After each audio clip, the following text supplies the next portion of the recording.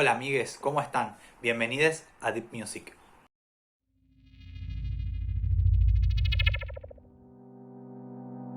En este video quiero hablarles sobre los acentos musicales o, mejor dicho aún, sobre los factores de acentuación. En el video anterior vimos lo que es el tiempo o los tiempos, el pulso y el tempo, ¿sí?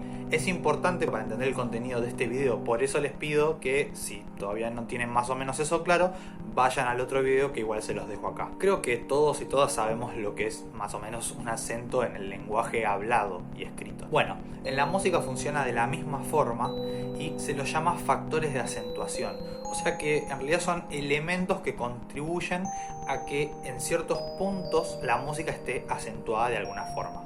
Los factores de acentuación funcionan tanto para la persona que está tocando, interpretando la música, como para la persona que está escuchando, ¿sí? Algunos van a estar muy claros en el papel y no tanto en lo que se oye, y otros sí van a estar muy claros en los dos lugares. Así que lo primero que vamos a hacer es nombrarlos y clasificarlos. Tenemos 4 tipos de factores de acentuación. El factor de acentuación posicional o métrico, el dinámico o de articulación, el agógico o de duración y el de altura. En este video pretendo darles un poquito de información sobre todos los factores de acentuación, pero nos vamos a concentrar especialmente en el métrico o de posición. Empecemos por el acento dinámico o de articulación. Este acento tiene que ver con el énfasis que tiene un sonido en particular con respecto a los demás. Por ejemplo, si tenemos una seguidilla de sonidos que vienen sonando de forma muy suave y de pronto tenemos un sonido que suena fuerte, ese sonido va a estar acentuado. Lo mismo va a pasar si, por ejemplo, todos los sonidos circundantes tienen un timbre o un color, digamos, un sonido en particular más homogéneo y de pronto suena un sonido que sobresale por el resto por tener un color un poquito diferente. Ese sonido también va a estar acentuado. Esto es muy parecido a lo que sucede con los acentos en las palabras. Ahora vamos a ver un ejemplo.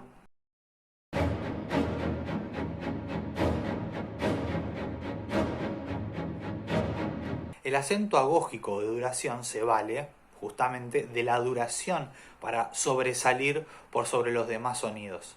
Si estamos en una seguidilla como antes, ¿no?, de sonidos que tienen una duración determinada más o menos igual y de pronto aparece un sonido que dura más, ese sonido lo vamos a percibir como que está acentuado. Un ejemplo podría ser el siguiente.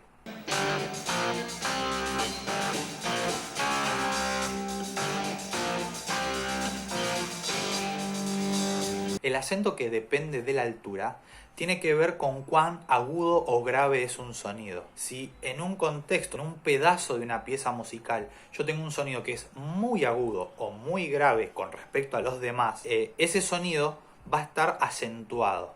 Y puedo llegar a ese sonido agudo o ese sonido grave por salto. Puedo tener todos los sonidos más o menos en una zona del registro, grave, intermedio o agudo, y quizás este sonido salta y aparece de golpe en una zona muy aguda o en una zona muy grave. O también la otra opción es que yo llegue por una escala, ¿sí? Vaya paso por paso hasta llegar a esa nota, a ese sonido muy agudo o muy grave. Acá vamos a ver un ejemplo. I've got no roots, but my home was never on the ground. I've got no roots. Y ahora sí llegamos al factor de acentuación que más nos interesa para este video, que es el métrico o de posición. En el video anterior hablamos del pulso, que es una seguidilla de tiempos que están distribuidos periódicamente. Eso me permite tener una unidad de tiempo. Entonces estoy generando una especie de grilla sobre la cual ordenar mis sonidos. Sobre esa grilla temporal se puede armar otra con una escala un poco más grande. ¿Cómo? Con los acentos posicionales o métricos. Escuchemos este ejemplo de pulso sin ningún acento.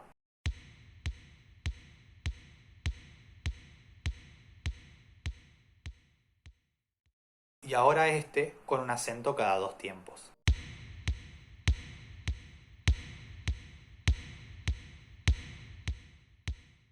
La cantidad de tiempos que pueden pasar entre un acento y otro puede ser cualquiera, puede ser la que yo quiera, pero va a ser mucho más útil si esa cantidad no es demasiado grande.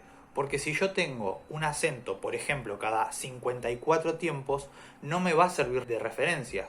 porque va a pasar mucho tiempo cronométrico entre un acento musical y el próximo. Ahora vamos a ver un ejemplo de un pulso en el cual hay un acento cada 5 tiempos.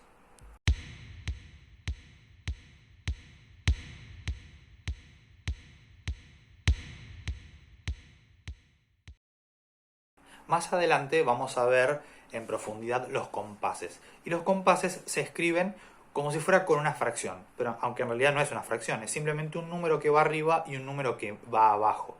La cantidad de tiempos que pase entre un acento posicional y otro es lo que nos va a dar el número de arriba de los compases. Por ejemplo, en un compás que tiene 4 tiempos, es porque tengo un acento cada 4 tiempos. Y eso funciona con cualquier número. Esto va a servir solamente, en principio, para los compases simples. En definitiva, y para resumir, los acentos nos dan lugares de apoyo, lugares en los que sentimos que hemos llegado a un lugar. Eso hace que cualquier sonido o grupos de sonidos que vaya en contra de los acentos o que estén en lugares que no podemos prever con ayuda de los tiempos y los acentos, nos generen una sensación de inestabilidad. Justamente lo importante es tener esta especie de doble grilla, o sea, los tiempos y los acentos, para que podamos usarla como referencia. Si les interesa poner esto en práctica, lo que pueden hacer es intentar reconocer el pulso en la música que a ustedes les gusta, en la música que ustedes escuchan, y si es posible, mejor aún, los acentos. Bueno, esto fue todo. Nada, mentira, aún hay más. No, por favor.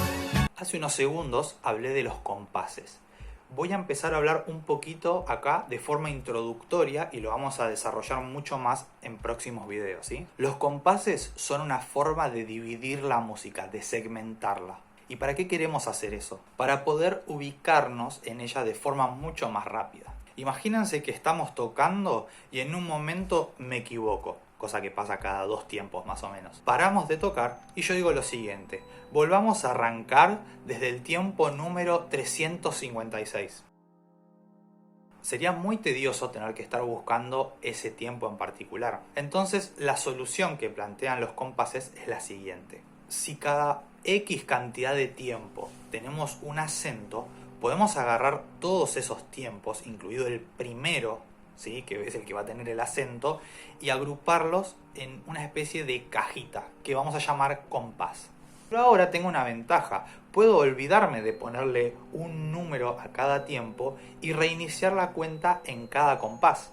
Por ejemplo, puedo decir: el violín empieza a tocar en el tercer tiempo del compás número 5. O por ejemplo, toqué mal en los tiempos 1, 2, 3 y 4 de los compases números 5 y 6, y quizás lo mejor es que me fuera de la banda. Siguiendo con el ejemplo anterior, si yo ahora quiero empezar a tocar desde el tiempo 356, ahora lo puedo pensar de la siguiente manera. Si tengo compases de 3 tiempos, el tiempo número 356 va a estar contenido dentro del compás 119, si quieren hagan la cuenta. Y además, seguramente en la partitura tenga escritos los números de los compases en cada compás, con lo cual es mucho más fácil ahora encontrarlo. Inclusive vamos a ver que hay formas más grandes de dividir la música, a escalas más grandes, por ejemplo con las letras de ensayo o los números de ensayo, lo cual me va a permitir encontrar una zona de la música que va a estar determinada por esa letra, y dentro de ella puedo buscar un compás e inclusive un tiempo. Por ejemplo, puedo decir: vamos a la letra C de ensayo, y en esa letra puedo encontrar el compás 119, y si quiero puedo encontrar el tiempo número 4 de ese compás. Bueno, amigues, hasta acá llegó el video. La verdad que de esto se podría estar hablando horas, pero por eso mejor vamos a dejarlo para los próximos. Bueno, espero que hayan disfrutado de esta explicación, que les sirva, y si no es mucha molestia les pido que por favor se suscriban al canal y le den clic a la campanita para que les lleguen las notificaciones. Hasta la próxima, nos vemos.